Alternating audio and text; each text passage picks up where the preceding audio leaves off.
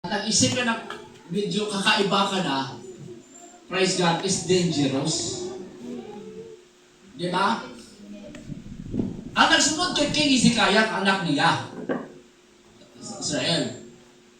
Nag-extend sa ginong 15 years ang kinabuhi niya. Pero sa diyan nagsunod sila, makaisunan, nagpahambog siya, praise God, nga dato ang Israel. Gipakita niya ang tanan nila nga kabdangan sa palasyo. O labaw sa nang gipakita nila sa taga-Babylonia ang anong sulod sa templo. Ano ang templo? Overlaid by gold na siya, with gold, makaisunan. Ang sa loob na gold na siya, ang pulpito gold na siya, ang instrumento gold japon, makaisunan. Dato kayo, basta nagpahambog na, nasuko ang Diyos. Pagsuko sa Ginoo. Pero dili man to biglaan. Makaisunan nasuko ang Diyos o mo sa Ginoo. I will destroy you and I will give you into the hands of your enemies.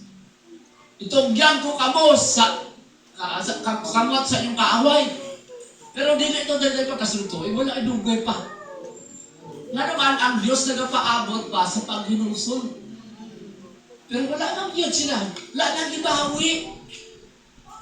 Praise God. Tungod niya na na-develop ang inggit sa taga-Babylonia pagsunod ni King Nebuchadnezzar. Praise God.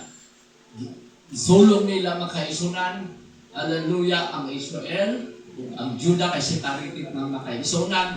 Pero bago naging panuhan ng paayo, to make the story short, praise God, bungkag sila.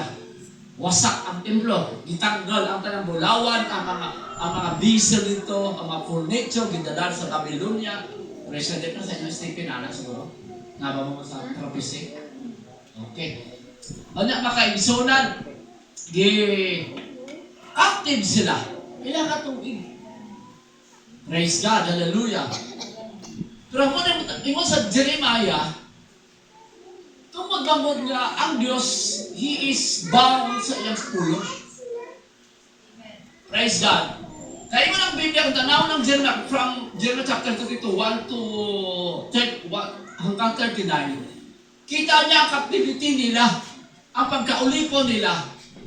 Pero ang Diyos mangod, may gisaad sa kay Abraham, may gisaad sa kay Isaac. Ang Diyos dili niya makaisa, dili siya atawa bulag o may sakit na makalimutin. Amnesia. Ngayon tuman, naghihapon na siya. Praise God. Iyon niya, wala akong tanawon, akong i-regather uli ang akong mga katawan. Ibalik niya. Tungod kay, bound siya sa saad. Bisan pa, basahan na ito from the Old Testament. Praise God, bisan pa gusto ko lang i-share sa inyo kay habang ihatag sa ako nila na text. Praise God, tungkol sa anniversary, dito na ako pangayo. Praise God, ako mismo na-bless sa akong pagtuon. Praise God, ihatag sa akong thing. The thing na is God's blessing is irreversible.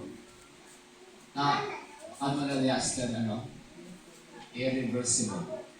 Okay? Irreversible means not reverse. But actually, hindi na magbalik. So once nga ang Diyos pusaan, magatuman din siya.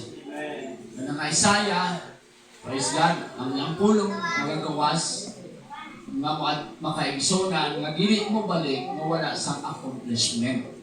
Wala may tabo. Once God spoke makaigsonan, mahitabo na siya, nga dili mo balik sa ila mawalay kapuslanan. So we need to makaigsoon, hawakan nato ang saad sa Diyos. Dito may sa summit, yatuluan kami about faith, nga mag-develop kita. Kung nang nga karon, ibaho nato itong mga pre-request. Mag-pre-request kita sa butang na dili ka kaya. Amen. Praise God. Kaya kung mag-pre-request sa butang na kaya ta, ayaw na lang, kaya mo rin muna. Kung nasakit ulo ni mo, may paracetamol mo lang dira. Ayaw na lang nag-prayer request. Bigyo ka na lang na kaya manin mo na siya. May mga punta na kaya na ito. Ayaw na lang lang sa prayer request punta na maayo ko, nag-ubilang ko. E di exercise ka. May kaya pa manin mo na. Pero sa butang na di mo na kaya, dito ko na prayer request. Amen. Okay ba? Amen. Praise God, muna siya, dira mag-develop ang atong faith. Praise God. Kaya kung kita makaisal na mag-request lang ang protection, kaya mo yung mga protection mo sa limit eh. Basta amping ka lang sa tag-drive. Ampo pa lang sa ginatabunan ka sa minig na dugo. Okay na siya. Praise God, sa protection ay all the time, basta makaisa mag-pray lang, tanatabunan ka sa dino sa minig na dugo.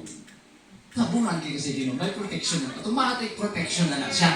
Praise God. Pero kung mga hayop ka lang ba, Pastor Chidi, mga hayop siya, Lord, for wills, sa karoon, di man mo kaya na, Lord. Ako na butang, di mo kaya. So, ang Diyos mag-provide. Ako na mga pa-request na di ko kaya. Praise God. That God will make a way sa butang mawala sa dalan. Amen. Praise God. So, mga makaisunan, salamat sa akong mga evangelism sa akin. Salamat po mga kaisunan na dito man yung ginang akong nasulti. Ipato niyo ginang akong